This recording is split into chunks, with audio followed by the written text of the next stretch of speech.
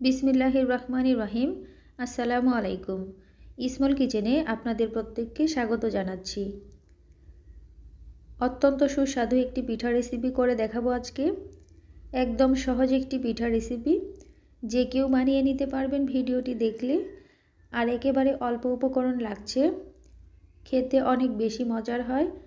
একবার বানিয়ে খেলে নেক্সট টাইমও খেতে ইচ্ছে করবে, এত বেশি মজার একটি পিঠা। আর একেবারে তুলতুলো নরম রসালো পিঠা রেসিপিটি আজকে শেয়ার করছি। অবশ্যই পুরো ভিডিও জুড়ে আমার সাথেই থাকবেন। ভিডিওটি দেখলে যে কেউ বানিয়ে নিতে পারবে মজার এই পিঠাটি। সেই সাথে এই পিঠাটা এত বেশি মজা হয় খেতে যে বাসার ছোট বড় সবাই খুব বেশি পছন্দ করবে।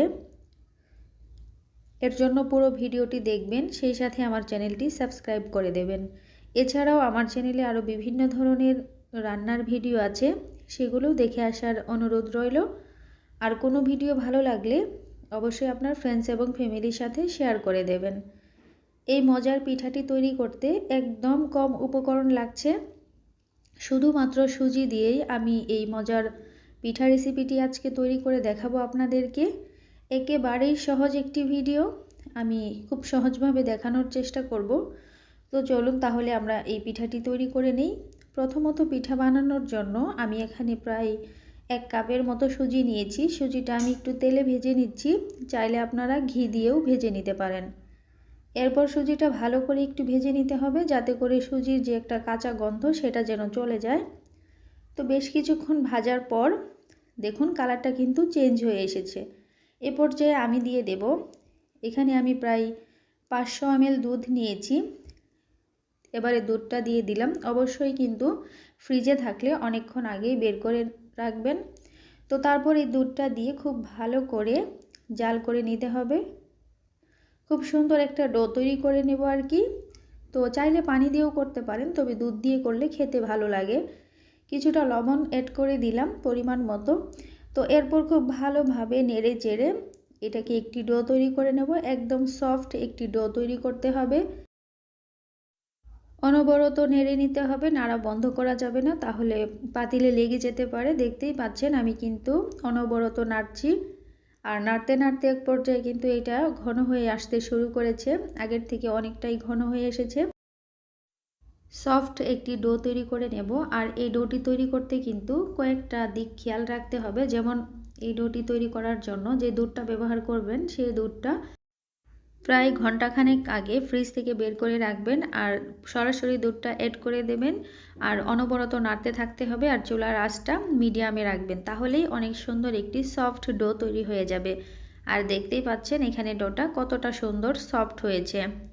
তো এবার এই ডোটা নামিয়ে একটু ঠান্ডা করে নিয়েছি। তারপর হাতে একটু তেল মাখিয়ে আমি কিছুটা পরিমাণ নিয়ে পিঠার শেপ দিয়ে নেব। আপনাদের পছন্দ অনুযায়ী যে কোনো শেপ দিয়ে করে নিতে পারবেন। তবে আমি এই যে এভাবে করে একটু গোল করে তারপরে যে চুষি পিঠার মতো করে শেপ দিয়ে নিচ্ছি, এটাই মনে হলো আমার কাছে দেখতে সুন্দর লাগবে। যে কেউ দেখলেই বানিয়ে নিতে পারবেন, একদম সহজভাবে এই পিঠাটি বানালাম আমি। আপনাদের সুবিধার্থে আমি আরও একটি পিঠা বানিয়ে আপনাদেরকে দেখিয়ে দিচ্ছি।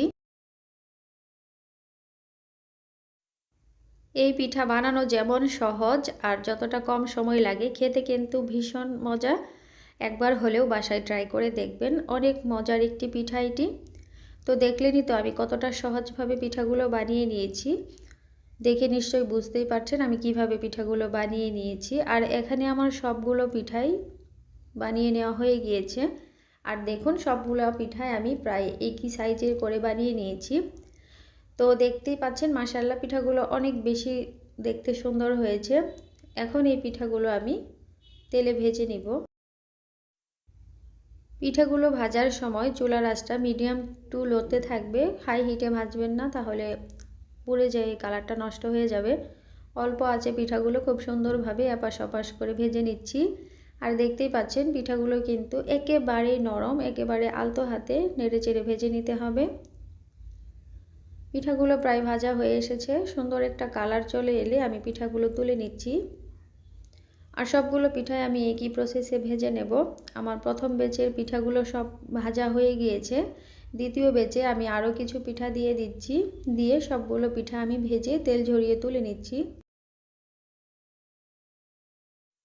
পিঠাগুলো কিন্তু খুব বেশি নরম থাকে, খুব বেশি নেড়েচেড়ে ভাজতে যাবেন না, তাহলে পিঠার শেপটা নষ্ট হয়ে যেতে পারে। আর এখানে আমি সবগুলো পিঠাই ভেজে তেল ঝরিয়ে তুলে নিয়েছি। এ পর্যায়ে চাইলে পিঠাগুলো খেয়ে নিতে পারেন, তাতেও খেতে বেশ মজা হয়। আমি খেয়ে দেখেছিলাম, দেখুন একটি পিঠা কতটা নরম তুলতুলে হয়েছে।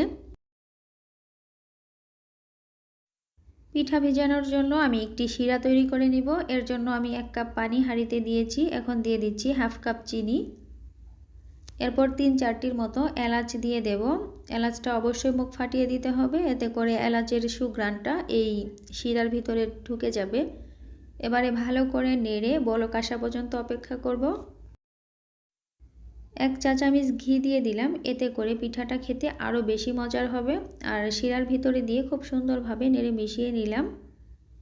এবারে শিরাটা আরও কিছুক্ষণ জাল করে নেব, তবে খুব বেশি ঘন করা যাবে না। চিনিটা গলে 4-5টি বলক উঠে এলেই কিন্তু হয়ে যাবে। তো এবারে শিরাটা পুরোপুরি হয়ে গিয়েছে, আমি চুলাটা অফ করে এই পিঠাগুলো দিয়ে দিচ্ছি শিরার ভিতরে। পিঠাগুলো শিরাতে দেওয়ার পর দেখুন উপরে ভেসে উঠেছে, আর পিঠাগুলো একেবারেই তুলতুলে নরম। আর শিরাতে পিঠা দেওয়ার পর কিন্তু আর জাল করা যাবে না। আমি কিন্তু চুলাটা অফ করে দিয়েছি। এবারে একটু ঝাঁকিয়ে নিলাম, এতে করে শিরাটা খুব সুন্দরভাবে পিঠার ভিতরে ঢুকে যাবে। এরপর ঢাকনা দিয়ে ঢেকে রেখে দেব কিছুক্ষণের জন্য। দেখতেই পাচ্ছেন মাশাআল্লাহ পিঠাগুলো ফুলে কতটা সুন্দর হয়েছে। আমি আপনাদের একটু কাছ থেকে দেখাচ্ছি। এবারে পিঠাগুলো আমি নামিয়ে পরিবেশন করে আপনাদেরকে দেখাচ্ছি। দেখুন পিঠাগুলো দেখতে কতটা সুন্দর হয়েছে মাশাআল্লাহ, খেতেও কিন্তু অনেক বেশি মজার। শুধুমাত্র সুজি আর চিনি দিয়ে এত মজার একটি পিঠা তৈরি করা যায়। আর যদি বাসায় তৈরি না করে খান তাহলে কিন্তু আসলে কখনোই বুঝবেন না যে এত মজা হয় কিভাবে। একবার হলেও বাসায় ট্রাই করে দেখবেন, সেই সাথে আমাকে কমেন্টের মাধ্যমে জানাবেন কেমন হলো খেতে। দেখলেন তো এই পিঠা তৈরি করা কতটা সহজ, একদম সহজ, সেই সাথে একেবারেই অল্প উপকরণ লাগে। আর খেতে তো ভীষণ মজা, একবার হলেও ট্রাই করবেন। আর ভিডিওটি আমি খুব সহজভাবে দেখানোর চেষ্টা করেছি। আমার আজকের ভিডিওটি যদি আপনাদের কাছে ভালো লেগে থাকে বা আমার ভিডিও থেকে যদি সামান্য পরিমাণ কোনো আইডিয়া আপনারা পেয়ে থাকেন, তাহলে অবশ্যই আমার চ্যানেলটি সাবস্ক্রাইব করে দেবেন। এছাড়াও আমার চ্যানেলে বিভিন্ন রান্নার ভিডিও আছে, সেগুলোও দেখে আসতে পারেন। কোনো ভিডিও যদি ভালো লাগে আপনার ফ্রেন্ডস এবং ফ্যামিলির সাথে শেয়ার করে দেবেন। আজকের মতো এখানেই বিদায় নিচ্ছি। আল্লাহ হাফেজ, আসসালামু আলাইকুম।